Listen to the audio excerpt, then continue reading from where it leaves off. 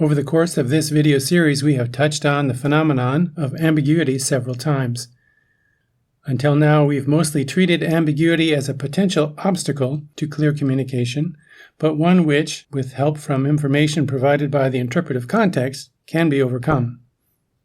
We have also suggested, however, that the fact that words can have more than one meaning provides a natural mechanism for connecting words to new things and concepts, and the fact that words can refer to more than one thing allows us to communicate effectively with a much smaller vocabulary than would be possible if this were not the case.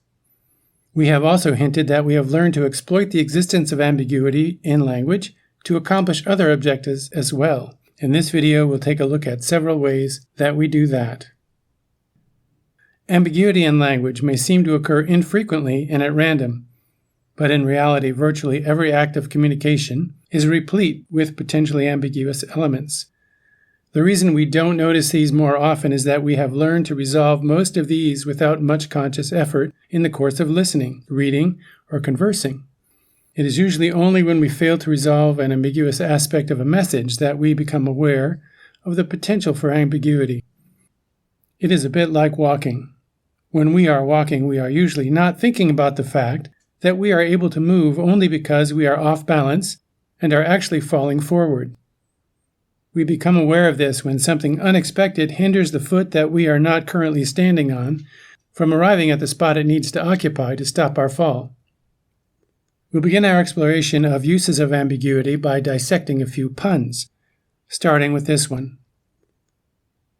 What makes this sentence a pun? It's not only that it can have two meanings, it's that it is supposed to have two meanings, and its success as a pun depends on the listener inferring both meanings simultaneously. To ensure that this happens, puns are carefully constructed. First, they usually contain one word or phrase that has two distinct meanings. Can you identify the ambiguous word in this sentence? Yep, it's the word ball at the end of the sentence.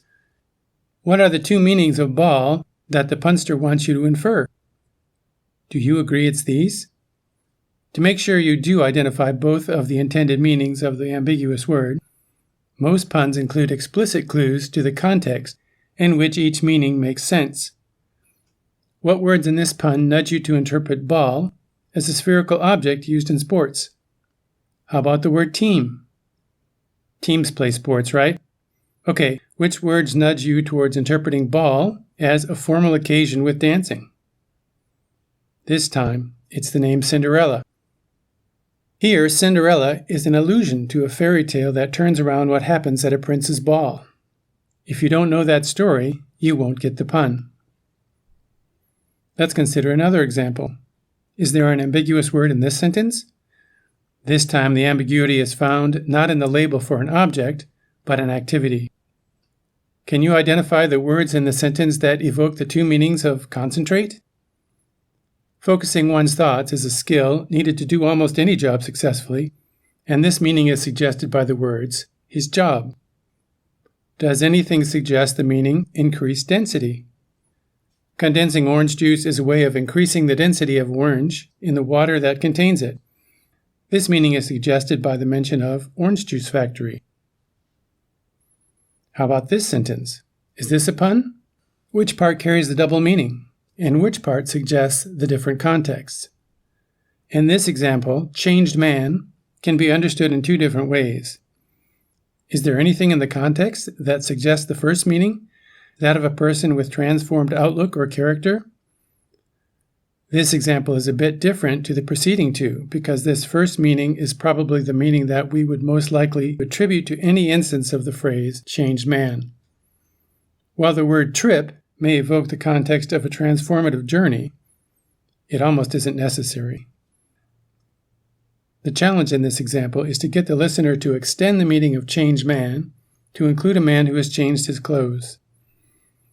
To do this, a context where this is likely to happen needs to be deliberately inserted. Correctly understanding puns depends on an extensive understanding of the language and culture in which they occur. But just as important is the ability to simultaneously identify two situations in which the different meanings of key words can be inferred. While puns are a type of construction in which this use of ambiguity is obviously and deliberately exploited, ambiguity plays a role in other ways as well. Let's consider this exchange between Ted and Zeke. Is there any ambiguity involved here? In this sentence, the ambiguity is in the interpretation of the word babe. The words that create a context for the two interpretations do so in a way that is far more subtle than in the examples of the puns.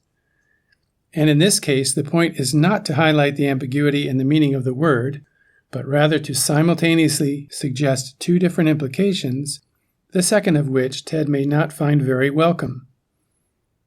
What's going on in this example? Here, the ambiguous word is Coke.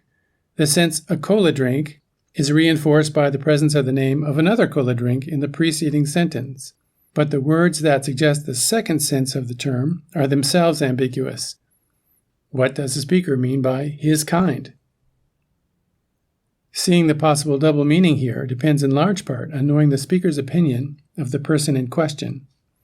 What do you think of this example? Do you detect any ambiguity? In this instance, the meaning of the sentence turns on one's interpretation of the word chair. We first need to understand that the word does not refer to a concrete object, but is instead being used to evoke, on the one hand, a position in an organizational structure, and on the other hand, the death sentence. Inferring all this simultaneously in itself requires a fairly sophisticated degree of linguistic awareness, as well as an understanding of culture that includes information on how people become chairpersons, the use of electric chairs for execution, and the circumstances in which such a sentence would be carried out. However, once the recipient of the message succeeds in inferring these two possibilities, he still needs to decide what the speaker intends to imply. Does the speaker mean that the person deserves to be named the chairperson, or that she has behaved like a criminal? What clues are there in the context that guide the listener to one interpretation or the other? Does any part of the sentence indicate that it should be one or the other? Actually, there are no overt clues. Either interpretation is equally likely.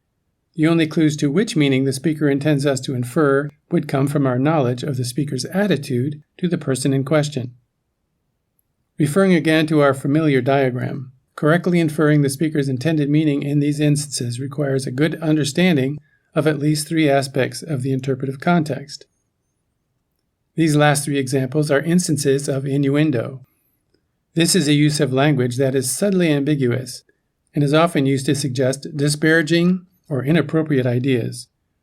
It is also a form of expression that counts on the receiver of a message to infer a snide or suggestive meaning, while still allowing the sender of the message to pretend that nothing inappropriate was intended. This aspect of plausible deniability is an important clue that we use language to do more than convey or request information about the topic at hand. We will explore some of these other uses in the videos that follow. What do you make of these statements? Is the meaning of each pretty clear? In everyday conversation, sentences like these are routinely used to communicate radically different messages depending on the context they are used in. Take, for example, the first sentence, thanking someone for a birthday card. If, in fact, a birthday card was given and received, this sentence could be a sincere expression of gratitude. If, however, no birthday card was received, the message could be that the speaker thinks that the person being addressed is a thoughtless jerk. The same sorts of possibilities hold true for the other sentences as well. They each have a positive meaning when taken at face value, but it is not difficult to imagine circumstances in which the speaker's intended meaning would be quite negative. This use of language is, of course, called sarcasm, and is so common in some segments of society that it sometimes seems more the rule than the exception.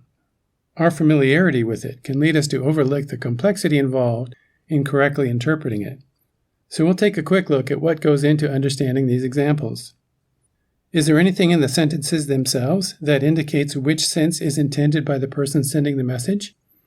For example, do the sentences contain individual words whose meaning is ambiguous? Words which, if taken one way, will imply one meaning, but if taken another way, will imply the other? There really aren't. Sarcasm only works when the people hearing it realize that since the circumstances are not those that would be expected for the sentence to be taken sincerely, the speaker must be implying the negation of what is being said. For the sentence, "How graceful you are," what does the hearer need to realize about the circumstances to infer a sarcastic meaning? In this case, it's enough to know that the person's actions were not graceful. How about for this sentence? "You say the sweetest things." In this case, we need to know both what the situation was and that, in this culture, calling someone a pig is an insult, not a compliment. The final example, "Thanks for the birthday card," requires an understanding of the situation, the culture, and the relationship to correctly infer the speaker's intent. It is not enough to know that a card was not sent. We must also know that a card was expected and why. As we've just seen, multiple facets of the interpretive context come into play when sarcasm is an aspect of a message. With sarcasm, the ambiguity of the words that are used may not play an important role, but a disconnect, some incongruity between what is being said and the situation and the relationship of the people involved, must be noticeable. Quite often, cultural information is the key to understanding the nature of this disconnect. As in all instances of ambiguity in language, successful communication depends on the recipient of a message being able to resolve the ambiguous elements to correctly infer the speaker's intended meaning. With some messages, however, such as those that contain puns, innuendo, and sarcasm, successful communication also depends on the recipient noticing that the ambiguity is there to be resolved. In these cases, if the ambiguity is not noticed, the speaker's purpose in producing the message cannot be fully realized. In our next video, Part 9, we'll consider where words get their meanings.